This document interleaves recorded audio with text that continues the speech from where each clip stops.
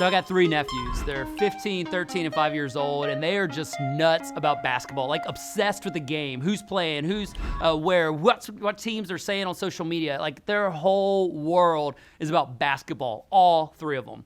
Well, last Christmas, they saved up their money, and they got this mini portable basketball goal thing, and I'm not talking about one of those cheap things you hang over your door frame. They've destroyed like 1 million of those. I'm talking about like a miniature portable basketball goal. It looks just like the thing you see in someone's driveway, but about like half the size. So it goes from like 6 feet to 8 feet. They ended up putting this thing in their basement, and every night, they would have like battle ball brawls where they would just like brutally compete against each other. This one day, one of their buddies was over, and he had his cell phone out, and he recorded the 13-year-old destroying the 5-year-old to only then turn around and drive on the 15-year-old and get owned by him.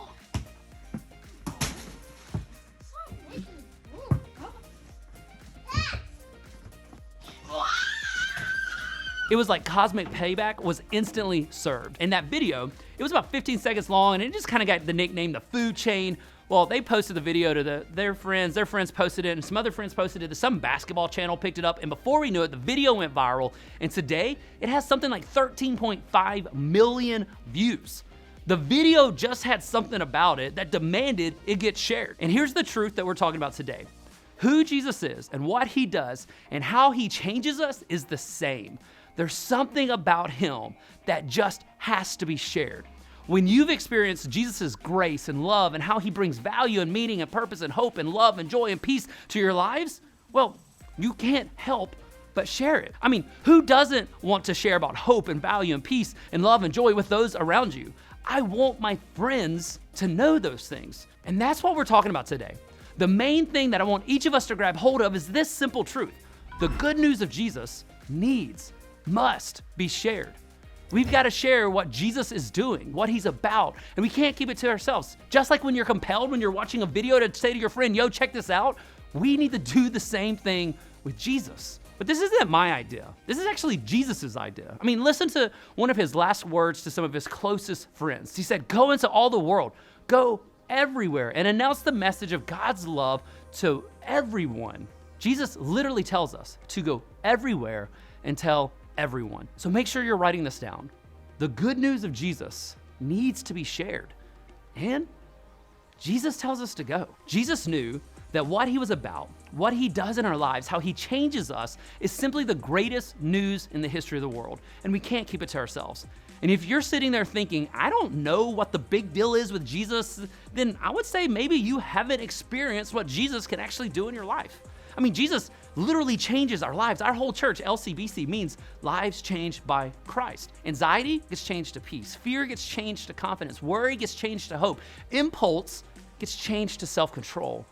But most importantly, shame gets changed to healing. Guilty gets changed to forgiven. Sinner gets changed to saved by grace. See, Jesus not only changes our lives for today, but he also changes what comes after our lives.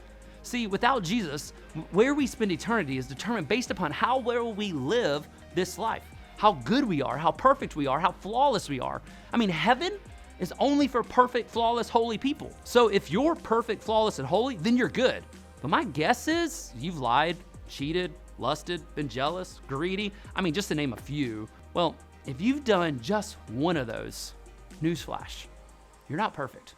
So you're not good enough for heaven. But Jesus, he not only changes our life today, he actually takes care of eternity. When we trust Jesus, Jesus covers up all of our screw-up, our flaws, our mistakes, our sin with his grace, with his perfection. So when we get to the gates of heaven, we don't make it in on our perfection, but on his. Trusting Jesus means you're asking him and trusting him to be good enough for you. So we must share about Jesus, because not only does his joy and love and peace depend upon it today, but write this down, so does eternity. I mean, eternity is at stake when we don't share the gospel. Listen to how Jesus finishes up his final words to his friends that day. He said, whoever believes and is baptized is saved, but whoever refuses to believe is condemned. You can read all of this in Mark chapter 16, verse 15. You can look it up for yourself.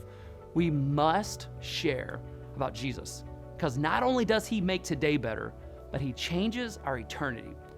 So, a couple of questions today as we wrap up. Have you actually had an experience with Jesus? that changes your life and is worth sharing about. If you haven't had that experience with Jesus and his grace and his love and his joy in such a way that you want to share it, then maybe what you need to do today is ask your leader, what does it mean to experience Jesus that way? And if you have experienced Jesus that way, well then my question is, who do you know who needs to know about it? Who do you need to share it with? The love of Jesus has to be shared. Jesus tells us to, and eternity is at stake. Man, guys, we love you. And we want you to experience Jesus and his love, but we also want your friends and your family and your sports team to know that love as well. Love you guys, and hope you have a great small group.